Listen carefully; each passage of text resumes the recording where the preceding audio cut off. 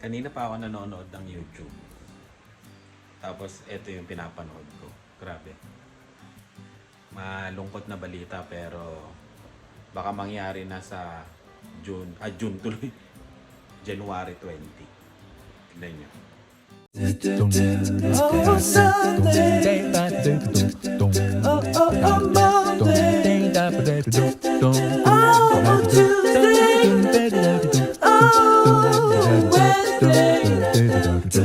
Wednesday. Ooh, Thursday. Oh. Ayan. Makikita nyo ba? Mass deportation.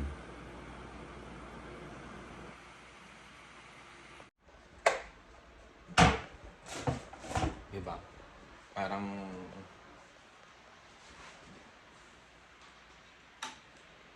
nakakalungkot na balita yun, no?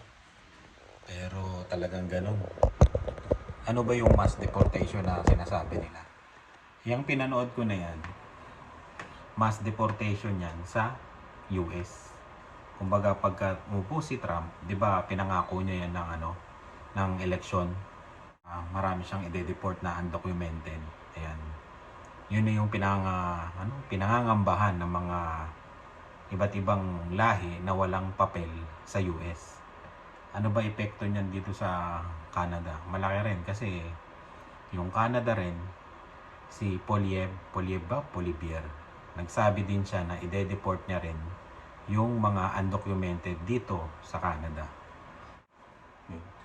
Nakapanloob pa pala ako kanina. Ayan, di ba? Yung epekto nun sa US, sabi nila, ano daw, mawawalan sila ng tao, tapos mawawalan ng kita, tapos yun, maraming maapektuhan, pamilya, yung mga walang papel. Nakakalungkot, di ba? Pero ganoon talaga sa US eh. Pag wala kang papel, alis ka. Dito rin sa Canada naman, pag wala ka rin papel, alis ka rin. Pero hindi masyadong strict kasi nga alam nyo na yung dati, hindi masyadong strict. Pero ngayon, pag nanalo kung nanalo sila si Poliev, mag-aano yan ng stricto na hahanapin nila. Sabi nga, I will hunt them down, di ba? Hahanapin nila yung mga walang papel dito sa Canada. Anong epekto nun? Sabi din nila, mawawalan din ng trabahador. Tapos, sa tax din. Pero, sa tingin ko, kailangan na rin nilang gawin yun kasi, di ba nga nirereklamo ng mga Canadian yung hindi nakapagtrabaho yung mga teenager nung summer. Isa sa mga nirereklamo nila yon na sobrang dami kasing tao, sobrang daming international students, at sobrang daming yung mga walang papel na nakakapagtrabaho, kaya nakukuhan ng trabaho yung mga nandito. Kaya yun, matindi. Makakaapekto yan yung sa mga small business, yung hindi na i-renew yung mga work permit, yung mga student permit, tapos hinihigpitan yung mga policy sa student, tapos yung mga pathway binabawasan, pero may mga binabalik naman na may ini-introduce sila mga ibang pathway, pero karamihan ng mga pathway naka-close na. Katulad dito yung sa amin yung hard to fill jobs, yun tinanggal na rin sa Saskatchewan yung hard to fill jobs. Kaya wala na, yun yung pinakamadali magpa-PR sana dito sa Saskatchewan, pero tinanggal na nila yun. Tapos may mga iba pang pathway na tinanggal din nila, kaya yun, medyo tight ngayon dito. Kaya tignan na lang natin sa mga susunod na araw, lalo na sa US, yung January 20 sa inauguration. Kung tama ako January 20 yung inauguration ni Trump. Tapos sabi nila bago daw mag-inauguration, talagang iaano na nila yun eh. Papatupad na nila yung deportation nga. Billion daw ang gagastusin dyan kasi ang balak nila parang 1 million ang ide-deport nila sa isang taon. Grabe, di ba? Ang dami. Dito naman, meron yatang sabi, 30,000 na undocumented na hindi na nila makita ngayon kung nasaan na. Kaya yun yung hahanapin nila ngayon, yung undocumented na 30K. Tapos yung mga iba pa na mga mapapaso yung permit nila, yun. de-deport. Kung wala na silang, hindi na mare-renew, hindi na makakita ng another pathway, de-deport. Ganon. Kaya medyo mahirap, di ba? Ayun, nakakaano lang yung mga balita ngayon, mass deportation. Sobrang naghigpit ka ngayon. Sobrang naghigpit. Hindi katulad dati na pasok lang ng pasok yung tao na madali lang, maraming pathway, maraming paraan. Pero ngayon, binawasan na nila yung mga pathway, tsaka hinigpitan nila yung mga requirements. Tapos yung mga, yung mga requirements, hinigpitan na nila. Katulad ng mga yung kailangan kumuha ka na ng IELTS, mga ganon. Sa may mga requirements yun, hinigpitan nila lahat. Mahirap, grabe. Yun, luto muna tayo. Muli tayo mamaya. Yun. Nakapagluto na tayo ng isang potahe, tapos yung susunod natin dito fried chicken na lang. Ayan. Kayo, na na ba? Sa tingin nyo ba malapit na yung mass deportation? Malapit na ba? Mangyayari ba yung sinabi na ni Trump na magkakaroon ng mass deportation sa Amerika? Tapos posible bang magkaroon din ng ganong sitwasyon dito sa Canada? Yan. Abangan natin, no? Abangan natin lahat yan pagka simula ng pag-upo ni Trump. Kasi malaking alam ba yun? Diyan kayo. Malaking epekto yung di ba? Yung pagkapanalo niya sa policy ng ng US, no?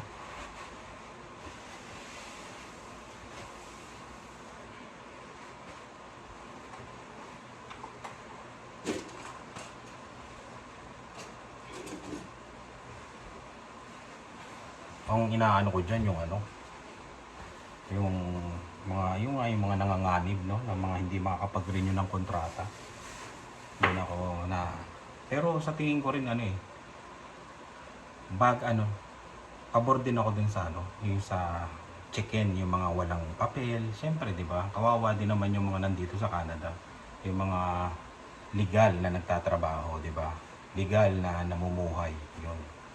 Kaya medyo pabor din tayo dun sa hanapin, habulin yung mga walang papel, di ba? Kasi pumunta ka dito ng legal, di ba? Siyempre, kailangan legal din yung gawin nila para magstay dito sa Canada, di ba? Pakita ko yung niluluto ko. Ayan, di ba? Oh? Sarap yan. Natutunan ko lang sa lola ko yan. Hindi ko alam kung anong pangalan to. Pero masarap. May kamote, may ampalaya, may ginisang kamatis. Yun lang. Tapos, lagyan nyo lang ng ganyan. Tapos, depende sa inyo kung marami kayo magsabaw o konti magsabaw. Ako, dadagdagan ko pa ng sabaw yan. Chicken lang yan. Tapos, lalagyan mo lang ng asin, paminta. Yun, okay na yan. Minsan nilalagyan ko siya ng ceiling green para medyo may anghang ng konti pag kumain ako. Ayan, yun lang ginagawa ko. Hindi ko alam kung anong pangalan to. Pero sa taga Tarlac yung lola ko, Ramos Tarlac. Ayan natin paminta. Tapos asin. Ayan, ganyan lang. Tapos konting tubig.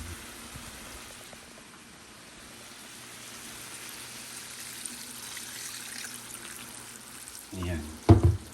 Okay na yan. Maluluto na yan. Haluin na lang tapos yun. Ulam na yan. Tapos mamaya fried chicken naman lulutuin natin. 1 hour minimum. Yun. Nandito ako sa airport ngayon ng Regina. Ayan. May naihati daw kasi kanina doon. Doon sa may doon pala doon. Yan. Hindi siya flight. Kumbaga parang nagtatrabaho yata dyan. Naihatid ko. Ayan.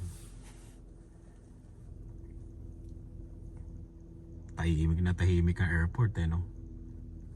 Mamaya pa siguro yung mga mga alas 9 alam ko Maaga pa yung arrival.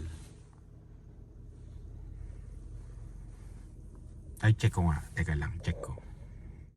8:54 labas ako.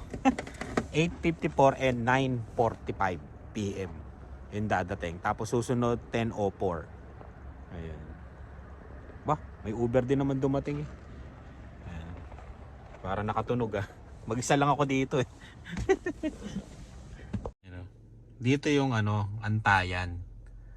Tapos pag tumunog, papasok ka dun sa loob.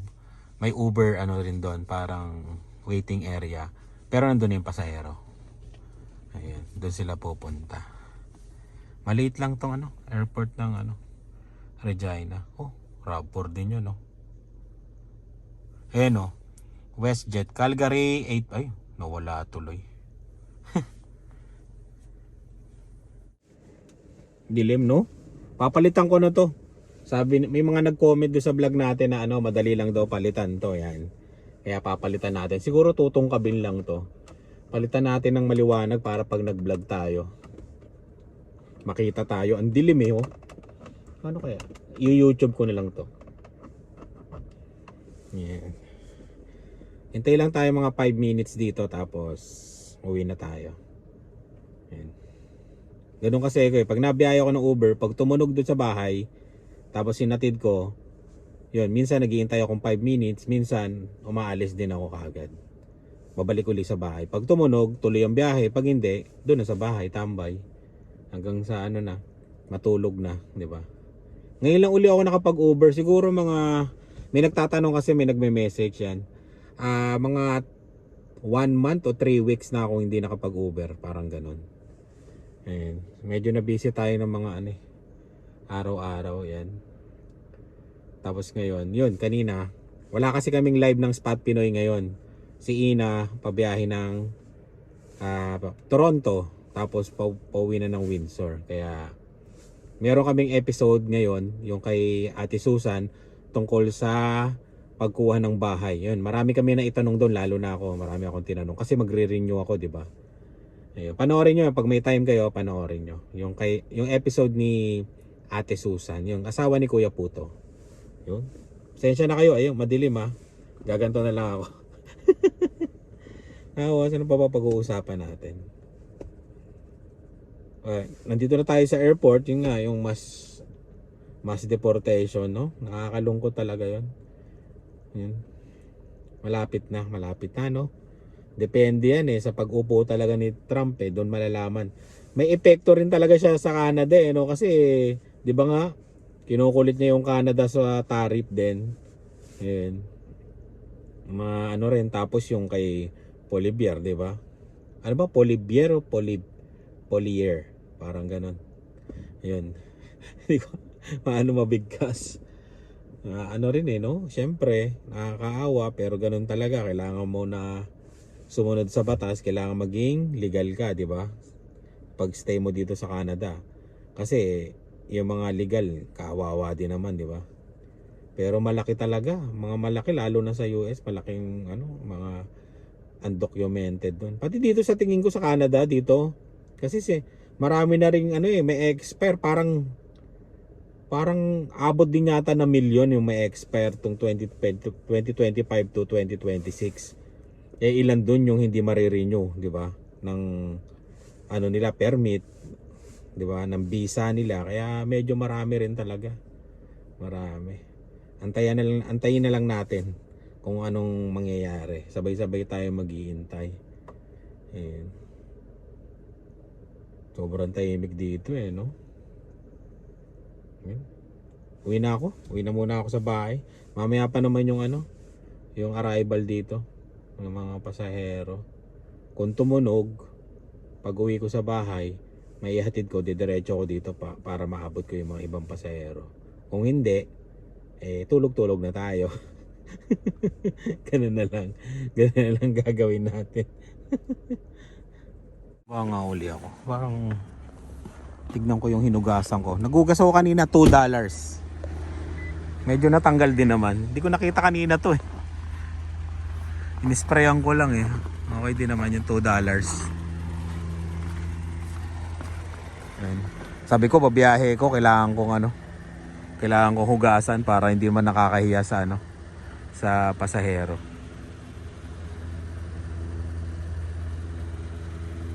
Yung logo ko ng Uber may yan. May dinidikit dito. Tinanggal ko muna. Mamaya kabit natin. Ayan. Okay na rin yung $2. Ayan. Dito na natin tatapusin yung vlog natin. Ayan. Dito tayo sa airport eh. Ayan. Maraming salamat sa laging panonood. Ingat po kayo at yun. Kita-kits sa susunod na vlog. At yun nga pala sa Toronto, ang first anniversary ng Spot Pinoy. Doon po tayo magkikita. Hindi pa namin alam kung saan, pero third week or second week ng February. Pagmimitingan pa namin pagdating ni Ina sa Canada, dito sa Canada. Kaya ayun. Basta ang sigurado na sa Toronto tayo magkikita-kita. Yan. Maraming salamat sa laging panonood. Ingat po kayo. Bye. Iyahe ako ng Uber. Malapit na ako dito sa Superstore. Sabi ko bibili na lang ako ng baon namin chicken. Pagpunta ko doon sa chicken, wala. Yung roasted chicken. Ubus na kaagad. Marami sigurong kung ginagawang pambaon din yun, no? Para hindi na magluluto. Kaya ang gagawin natin, uwi na lang tayo.